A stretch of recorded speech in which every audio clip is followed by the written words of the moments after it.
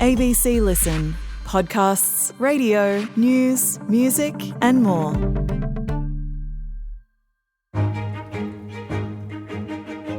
Hi, I'm Patricia Carvelis, the host of the Politics Now podcast. 2026 is already shaping up to be another huge year in politics, with inflation remaining persistently high, lingering housing challenges, and now a royal commission getting underway. So join me and the sharpest minds at the ABC to cut through the political spin and bring you what politics means for you. That's Politics Now, and you can hear it on the ABC Listen app. For weeks, Donald Trump threatened Iran with military strikes. And on Saturday morning, the bombing by US and Israeli forces began. The United States and Israel have launched a joint operation against Iran, with witnesses reporting blasts in the capital Tehran, and smoke was seen rising from the city. This is a war, it's only a few hours old, but it's spreading quickly. This has been the fear of many people. Much of the Middle East is on lockdown as Iran retaliates with waves of drone and missile strikes on Israel and neighbouring Arab countries. Iran responded by attacking US military bases across the region. Australia's Foreign Minister, Penny Wong, moved quickly to update Australia's travel advice. Given the concerns around security for the region, last night I upgraded our travel advice to do not travel for Israel, Lebanon, Bahrain, Kuwait, Qatar and the United Arab Emirates. In a social media video, the US president urged the Iranian people to rise up and topple the regime. A short time ago, the United States military began major combat operations in Iran.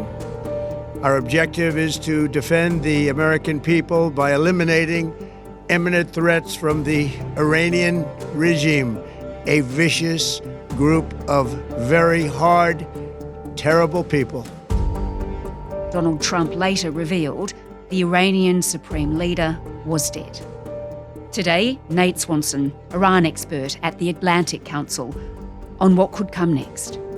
I'm Sam Hawley on Gadigal land in Sydney. This is ABC News Daily. Nate, let's start by talking about those first strikes on Saturday morning. Now, they occurred at around 10 a.m. Just tell me what was happening then and what was your reaction when you saw that news?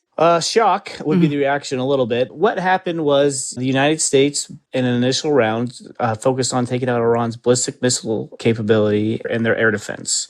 And at the same time, the Israeli government came in and did some similar strikes, but also focused on taking out a pretty significant subset of Iran's political leadership. That included the Supreme Leader, Ali Khamenei, who's been Iran's Supreme Leader for the last 37 years. So these initial strikes, they were pretty much immediately confirmed by the US and Israeli governments. Donald Trump, not long afterwards, Nate, he posted a video, of course, on Truth Social, his social media platform. He was wearing a grey hat with USA printed on it. Just tell me about that video and what he was saying. Well, no comments on his attire, but it's a rather remarkable video because, you know, he laid out a kind of a historic case for the differences and the animosity that's existed between Iran and the U.S. and Iran and much of the Western world for really the 47-year history of the Islamic Republic. And then announced we were going to have a major military campaign, and he kind of ends by calling on the Iranian people to rise up. To the great, proud people of Iran, I say tonight that the hour of your freedom is at hand. Stay sheltered. Don't leave your home. It's very dangerous outside. Bombs will be dropping everywhere. When we are finished, take over your government. It will be yours to take. This will be probably your only chance for generations.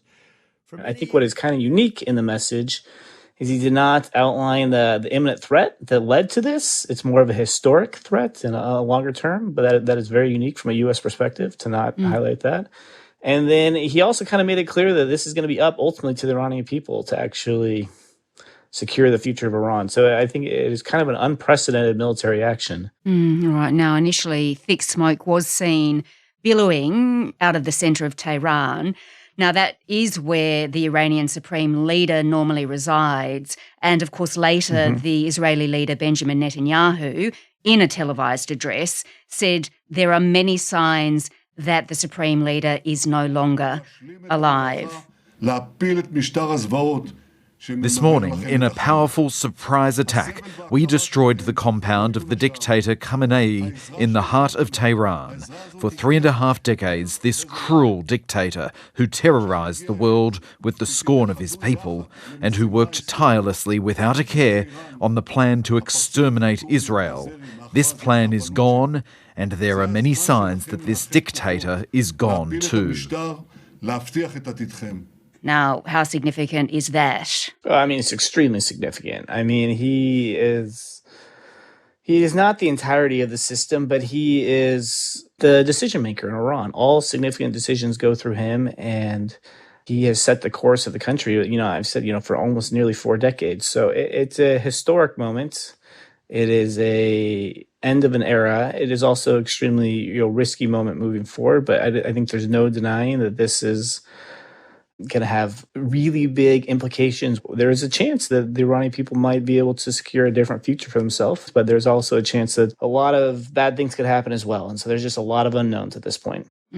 Sure is. All right. And just to make clear, this attack, it's far more extensive, isn't it, than the attack we saw back in June last year against the Iranian nuclear facility. So what do we know about what's been hit and how extensive that is? No, you're exactly right. I mean, it's a completely different style of attack from President Trump. This is not the operation that happened last June. This is not the Venezuela operation. This is not the Soleimani strike. This is much more risky, potentially much more significant, and much more open-ended. The consequences, are going to be much different this time around, whereas I think in previous conflicts, I think Iran was looking for quicker off-ramps there to kind of reduce hostilities. They were always trying to avoid this existential threat to the regime and to their top leadership, and now we're in that moment. So this just sets a whole new set of consequences that have really never been faced in the history of the Islamic Republic.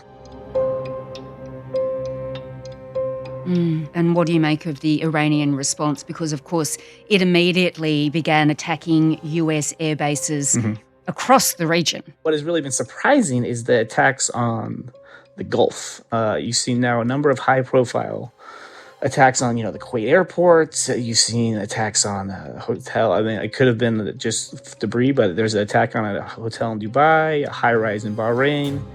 These are, civilian centers, and I kind of thought would be Iran's last escalation option. To be clear, I don't know if that is a sign of weakness or desperation, or if it's a sign that they're trying to push the Gulf to de-escalate immediately. And and that's a risky gamble because it could work, or it's also entirely possible that this kind of unites some of the Gulf countries who've been very in favor of de-escalation against Iran. And Israel, of course, is on high alert. Air raid sirens have been sounding, haven't they? Another tense time, I guess, for the Israeli people. Oh, absolutely, yeah. I mean, I've just got off the phone with one of my colleagues from the Atlantic Council who's in Israel right now. I mean, he said he's been in a bomb shelter, 12 or 13 times already today, but they've been relatively small, ones and twos in terms of like missile interceptors. In the later afternoon and late evening there was a couple bigger ones where you heard dozens of, missiles being shot down. But we don't know whether this is prodding the system or if Iran can't respond. And I think this is a really important indicator for what happens next. If Iran doesn't have the ability to respond, this is a big deal. I mean, this would be very good, obviously, from a U.S. and an Israeli perspective. And that may be why they're lashing out at the Gulf, because those are just easier, softer targets, something that, the U.S. and Israel weren't necessarily prepared to defend initially.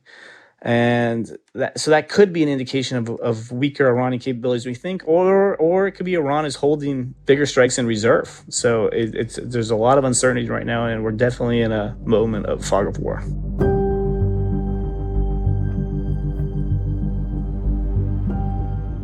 Well, Nate, let's have a look now at Donald Trump's reasoning for this attack and what could come next. It came, of course, after American and Iranian officials had held another set of talks in Switzerland where they again failed to reach a resolution. Was there any hope that there could have been a resolution in any of these talks.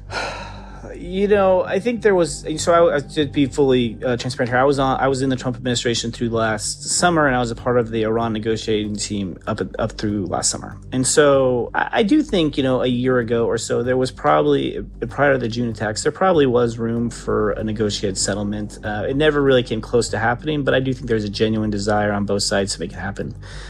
I think in the last month or so, I've been very, very pessimistic about it coming together for a couple of reasons. One is I think the U.S. administration kind of misunderstands where the regime is. I think they, and Donald Trump's been very clear about this, thought the Iranians would just capitulate to any demand. There is this extreme moment of weakness. And so from his perspective, of course, they should just capitulate. But I think that kind of runs counter to everything Khamenei stands for. So I always thought it was much more likely that Khamenei was prepared to die a martyr than he was to actually compromise on something significant. And I think, that's ultimately what happened. So, this day was coming in some form or another for weeks. Maybe it's just a little bit bigger than I think the previously anticipated.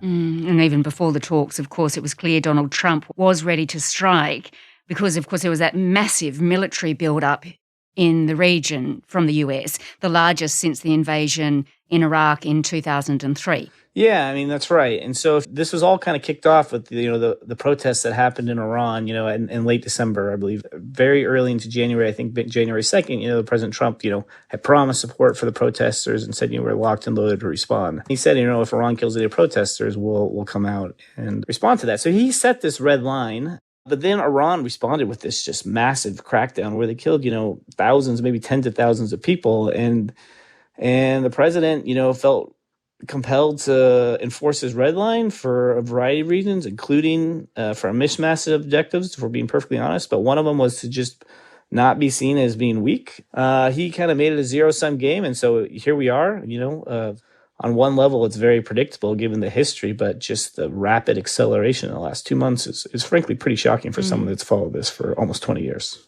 Yeah, and Donald Trump, he has said, an aim is to eliminate Iran's nuclear program, but it does seem much more like it was about regime change. He's telling the Iranian people to topple the regime. What are they supposed to do at this point, do you think? Yeah, that's the $1 million question. Look, it's a huge ask of the Iranian people, right?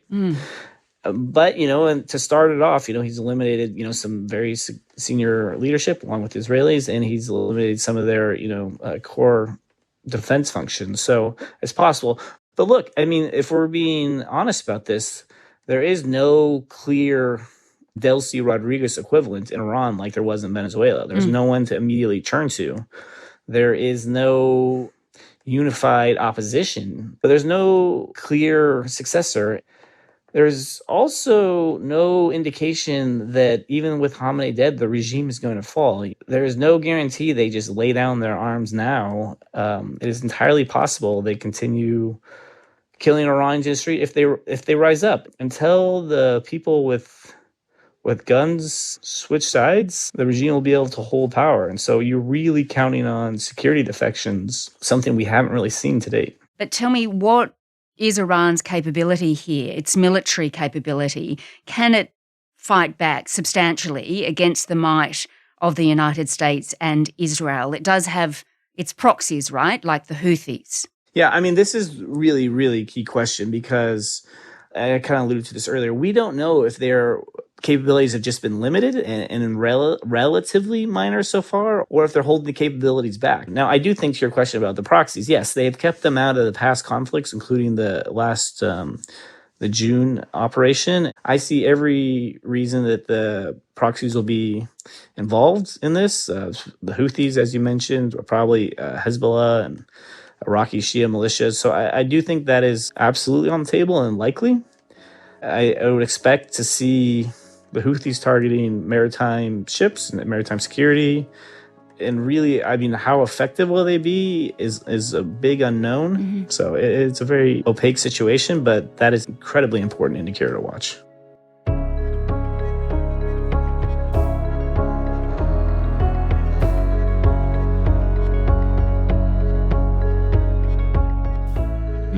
right, well, Nate, let's look now at what could come next. It's worth noting that Donald Trump made this decision unilaterally, didn't he? He did not seek approval from Congress. How significant is that in itself? It is a very good question. There was not a authorized use of military force for this operation. There was not a vote to give him those powers, nor was there really even a conversation on this. There was some speculation he might use the State of the Union earlier this week to make the case to the American people, but he didn't. So I think you'll see a very partisan reaction on this part from the U.S. political spectrum. I think you'll see Democrats rushing out, and they already are, to say this is an illegal war with questionable legal justification. And that's obviously valid. And I think Republicans probably won't take that view.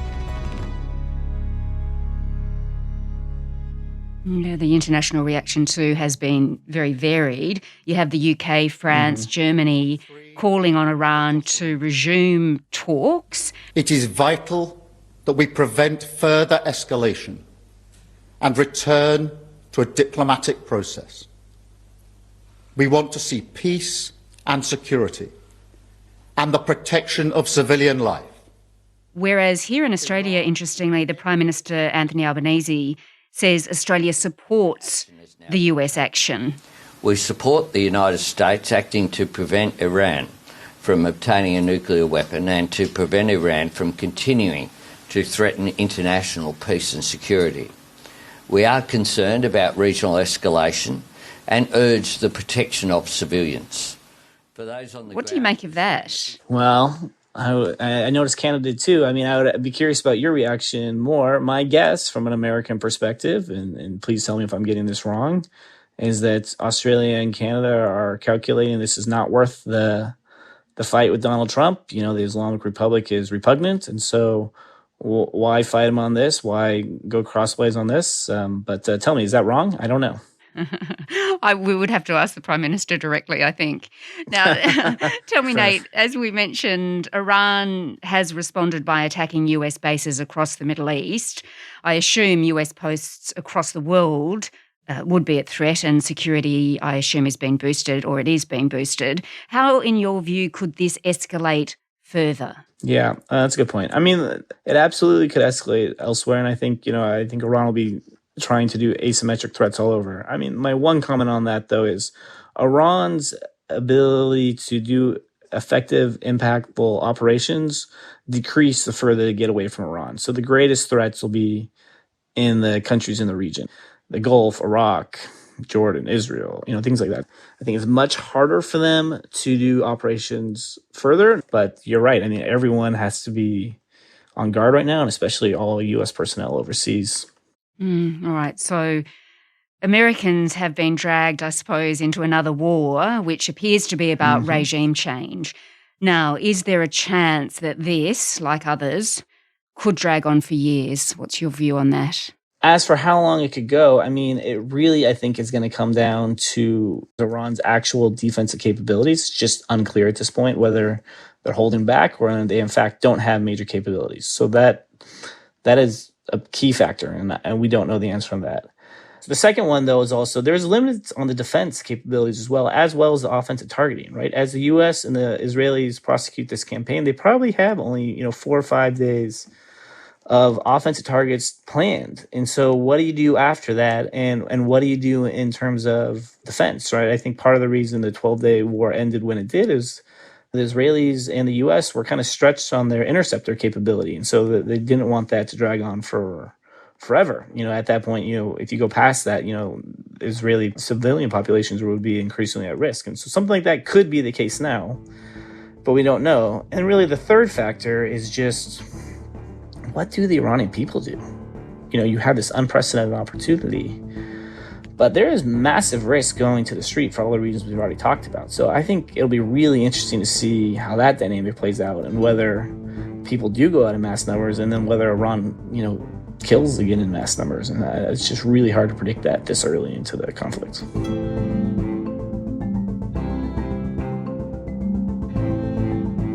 Nate Swanson is the Senior Fellow and Director of the Iran Strategy Project at the Atlantic Council. He also worked with the US government on matters relating to Iran for 18 years. This episode was produced by Sydney Peed. Audio production by Sam Dunn. Our supervising producer is David Cody. I'm Sam Hawley. Thanks for listening.